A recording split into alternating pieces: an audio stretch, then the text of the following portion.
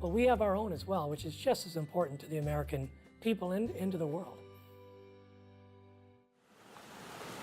And the story of our park origins begins with water, the most powerful natural agent on the planet.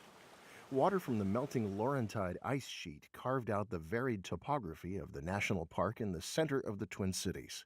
That cutting intensified when water, under immense pressure from melting glaciers, broke through the Big Stone Moraine on the southern edge of the ancient glacial Lake Agassiz in western Minnesota. That raging torrent produced a catastrophic flood that became the River Warren. It was one of the largest rivers in our planet's history. It wiped out everything in its path and ultimately carved out the greatest waterfall ever seen in North America, at about where downtown St. Paul is today. It was stupendous, twice the width of Niagara Falls and 3 stories higher. The valley it carved was 100 feet deeper than it is now. The falls had to be an astonishing sight to the Paleo-Indians who migrated here from Asia about 12,000 years ago.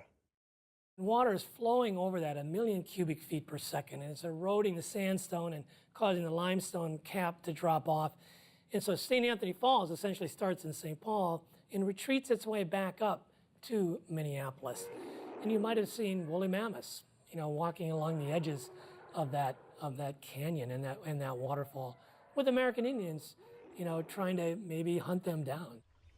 Although much of the history of the park is shrouded in the obscurity of unrecorded history, we do know that to the Dakota Nation, the confluence of the Mississippi and Minnesota rivers at Pike Island had a special meaning. Missionaries were told by the Dakota that the confluence lay immediately over the center of the earth and under the center of the heavens. We know that as far back as the retreat of the glaciers, American Indians were here. We found some Paleo-Indian points called spear points near where the Washington Avenue Bridge is today and at a couple other places.